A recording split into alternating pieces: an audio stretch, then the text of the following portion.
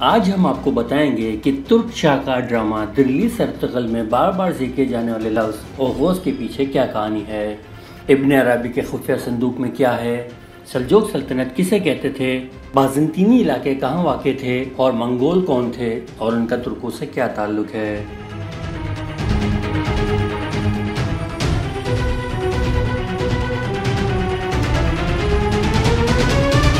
آج کی ویڈیو شروع کرنے سے پہلے آپ سے گزارش ہے کہ چینل کو سبسکرائب کر لیں اور بیل آئیکن کے بٹن کو دبا دیں، یہ بالکل فری ہے۔ سب سے پہلے ہم آپ کو بتاتے ہیں کہ لفظ اوغوز کے پیچھے کیا کہانی ہے۔ طوفان نوح میں حضرت نوح علیہ السلام کے 3 بیٹے بچے تھے، جن میں سے ایک یافس بن نوح بھی ہیں۔ یافس بن نوح کے 3 بیٹے مشہور ہیں، ترک، سکابلا اور ماجوج جاور یعنی یاجوج ماجوج۔ یافس بن نوح نے اپنے انتقال کے بعد اپنے بڑے بیٹے ترک کو اپنا جانشین مقرر کیا، انہی کے نام پر یہ قوم ترک کہلائی۔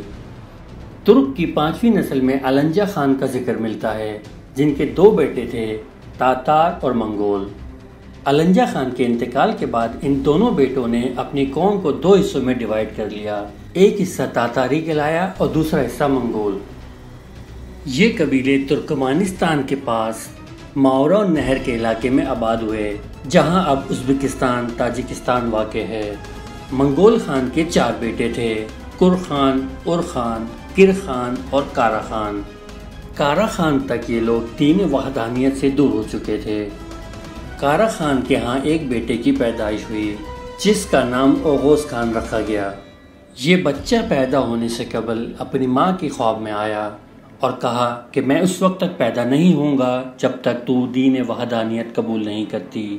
اوغوز خان کی ماں نے دین وحدانیت قبول تو کر لیا، مگر اسے اپنے شوہر کارا خان سے چھپا کے رکھا، کیونکہ وہ اس دین کے سخت خلاف تھا۔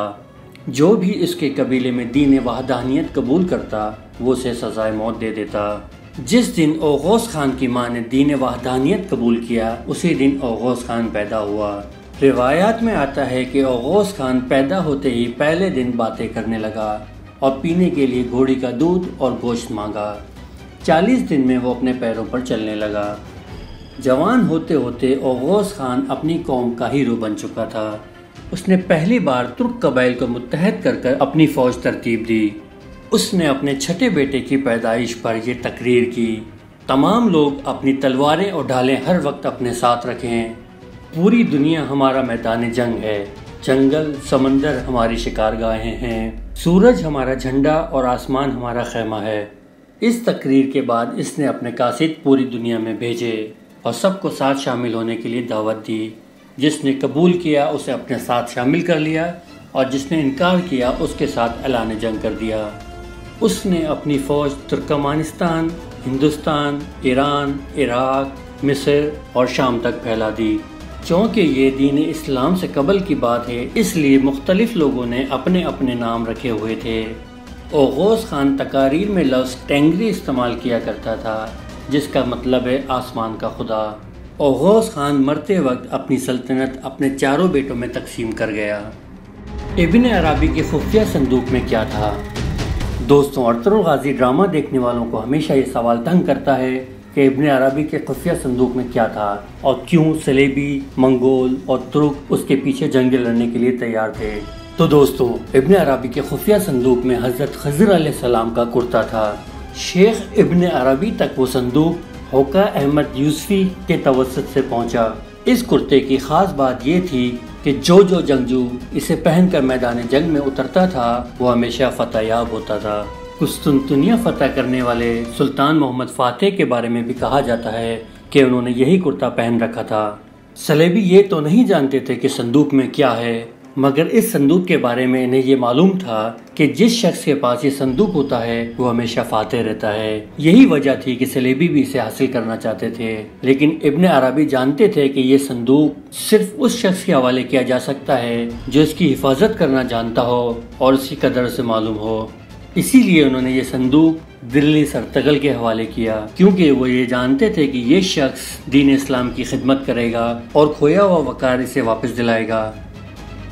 سلجوق سلطنت کسے کہتے تھے؟ خلافت عباسیہ کے بعد تمام امت کو ایک پرچم تلے جمع کرنے والی سلطنت سلجوکیہ تھی۔ چین کے سرحدی علاقے سے ایک قوم ترکستان میں آ کر آباد ہو جاتی ہے۔ بھیڑ بکریاں اور گھوڑے پالنا ان کا پیشہ ہے۔ یہ لوگ نسلاً ترک ہیں مگر انہیں اوغوز بھی کہا جاتا ہے۔ یہ قوم جب ترکستان میں آ کر آباد ہوئی تو ترکستان میں بینو نامی ایک شخص کی حکومت تھی، جبکہ اوغوز قوم کی قیادت ایک بہادر اور جرأی انسان دکاک کے ہاتھوں میں تھی۔ اس کی شجاعت اور بہادری کی وجہ سے بینو اسے نہایت قریب رکھتا تھا۔ انہی دنوں دکاک کے ہاں ایک بیٹا پیدا ہوا جس کا نام سلجوق رکھا گیا۔ اسی کے نام پر ان کی قوم سلجوق کہلانے لگی۔ شاہی خاندان میں پرورش کی وجہ سے سلجوق کو اعلیٰ تربیت ملی۔ سلجوق جب جوان ہوا تو اس کے والد کا انتقال ہو گیا۔ والد کی جگہ شہنشاہ بینو نے سلجوق کو دے دی۔ سلجوق اور اس کی قوم دین اسلام میں داخل ہو گئی۔ انہوں نے بادشاہ کے خلاف بغاوت کر دی۔ بادشاہ نے اپنا لشکر سلجوق قوم پر چڑھائی کے لیے بھیجا۔ سلجوق بڑی بہادری سے لڑے اور بینو کی فوج کو شکست دے دی۔ اس فتح سے سلجوقوں کے حوصلے بلند ہوئے۔ اس کے بعد سلجوقوں نے ایک اور طاقتور بادشاہ بگرا خان کی فوج کو بھی شکست دی۔ بگرا خان کی سلطنت بہت وسیع تھی۔ اتنے طاقتور دشمن کو شکست دینے کے بعد سلجوق اس خطے میں ایک نئی طاقت بن کر ابھرے۔ سلجوق کے پوتے تغرل بیگ نے اپنے دادا اور والد کے انتقال کے بعد ترک قوم کی سرداری سنبھالی، اور تغرل بیگ ہی وہ شخص تھا جس نے فتوحات پہ فتوحات کرتے ہوئے ترک قوم کو ایک عظیم الشان سلطنت کا مالک بنا دیا جو سلجوق سلطنت کہلائی۔ خلافت عباسیہ کے اختتام کے بعد مسلمان تتر بتر تھے جنہیں سلجوق سلطنت نے پھر سے ایک کیا۔ بازنطینی امپائر کیا تھی؟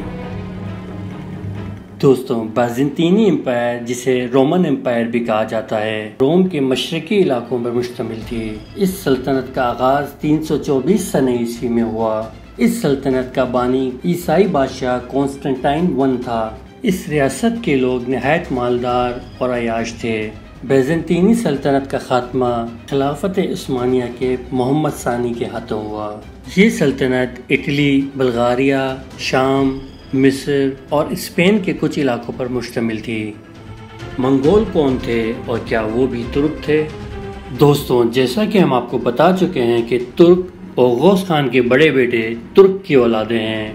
اوغوز خان کے دادا منگول خان کی 4 اولادیں تھیں: کر خان، اور خان، کر خان اور کارا خان۔ اوغوز خان کا بیٹا کوک خان کا قبیلہ کوک ترک کے نام سے مشہور تھا۔ اسی خاندان میں ایک بچہ پیدا ہوا جس کا نام تموجن تھا، جو چنگیز خان کے نام سے مشہور ہوا اور بعد میں دنیا کا سفاک ترین جنگجو بنا۔ کچھ تاریخ دان منگولوں کو اوغوز خان کے بھائی کی اولادیں بھی بتاتے ہیں، یعنی تاریخ سے ثابت ہوتا ہے کہ منگول اور ترک اوغوز خان کی اولادیں ہیں۔ دوستو، امید ہے کہ آپ کو اپنے سوالوں کے جوابات مل چکے ہوں گے۔ اگر آپ کو ہماری ویڈیو پسند آئی تو سبسکرائب کرنا نہ بھولیں اور بیل آئیکن کے بٹن کو دبا دیں۔ اگلی ویڈیو تک اجازت دیجیے۔ اللہ حافظ۔